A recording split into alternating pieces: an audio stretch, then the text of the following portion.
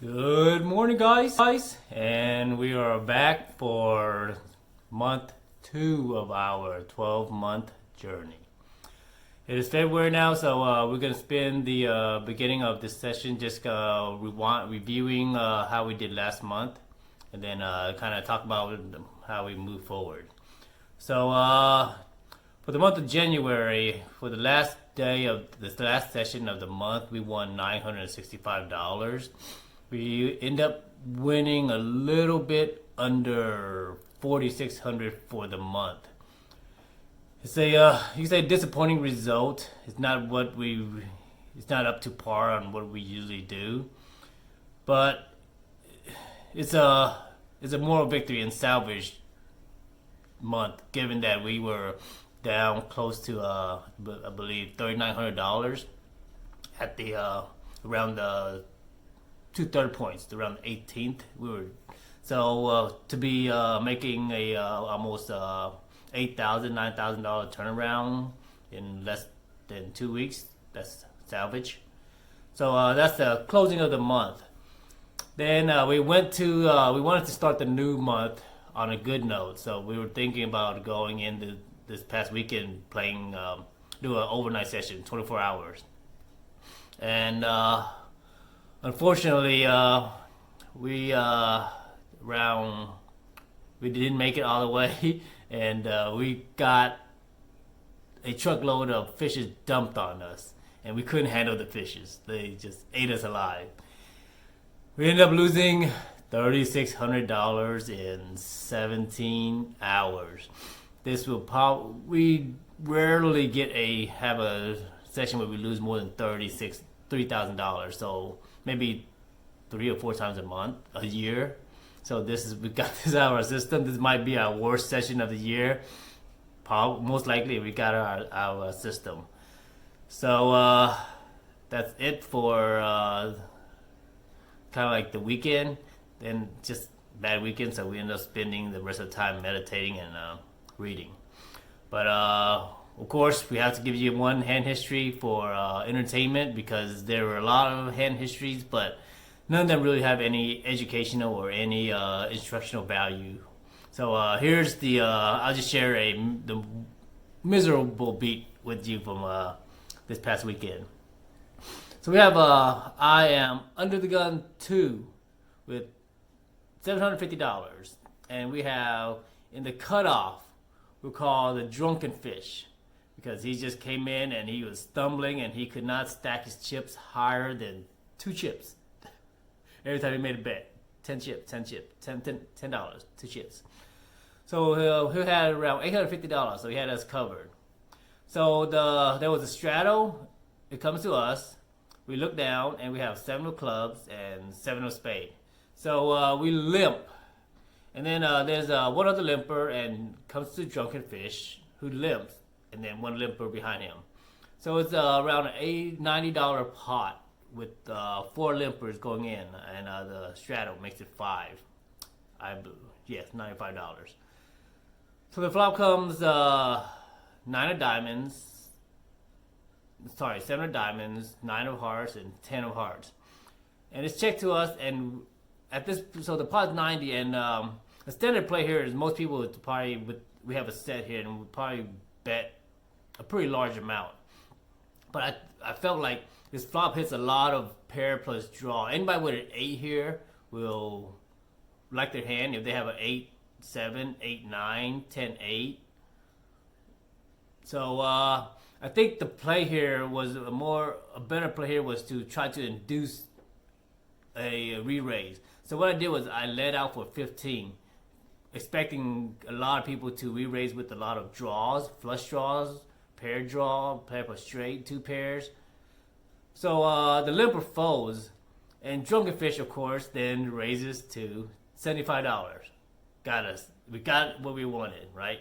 So let's range him. We already ranged him, right? He could have a flush draw. He could have a pair with an 8. He could have 2 pair. He could have just a naked 8.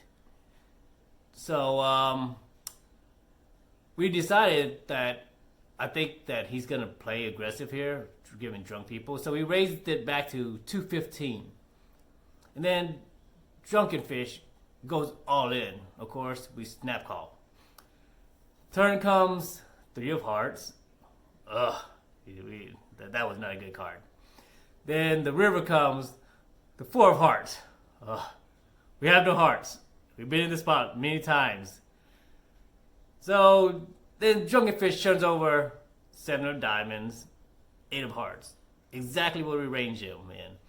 And of course, he scoops the pot over $1,500 with a high flush. And that was pretty much the worst beat of the nights that we took. But it didn't last there. A few hands later, Drunken Fish is in a pot on a flop that is Jack 10 7 with 2 hearts. Of course, he bets out on the flop. It gets called. The turn completes another heart for a flush draw for the flush, and he bets out and gets re-raised huge. And at this point, our stomach starting to turn really bad right here, right? We're like, please fold. And he calls. And then we're hoping, oh man, maybe pair the board and let him have some kind of miracle. So the river comes a 7 to pair the bottom card. So he bets out half pot, like around 350 or 400. Gets shoved on, and the guy covers him, and he immediately instant calls, and the guy flips over, nut flush, wasn't concerned about the boat, and the Drunken Fish flips over Jack 8, top pair, 8 kicker, and spews off his entire stack after stacking us. And that was just the gut-wrenching moment. So that was the hand of the night, the week, and then the miserable moment came, and after that we just kind of just kept doubling up fishes only to see them give it away, double them up, give it away, and that was the theme of the night. Doubling up fishes to let them give it away to other type people. So we are back at it again. Let's hit the gym and see you in a bit.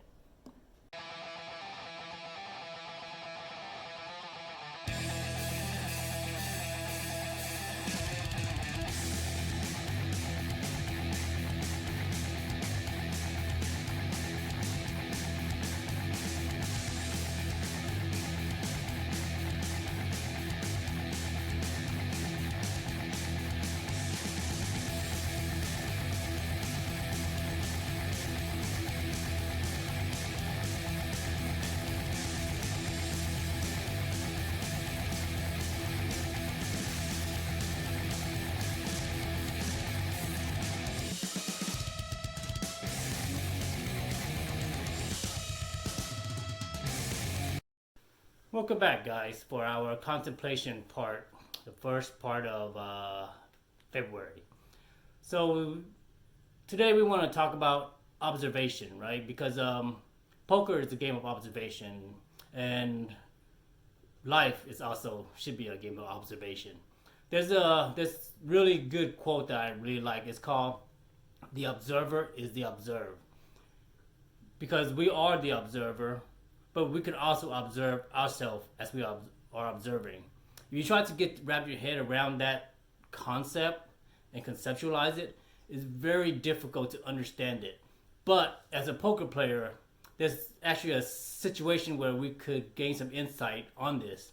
So if you can imagine yourself playing poker, right? You are then the observer. You're observing everything that's going on at the table. So you could try to focus your vision to see to where you are watching the poker table, and then you switch your vision, and you try to imagine yourself also standing behind you, watching you playing poker. So you are the observer as the person behind you, and you all as well as the person playing, but you're also the observed, the person playing.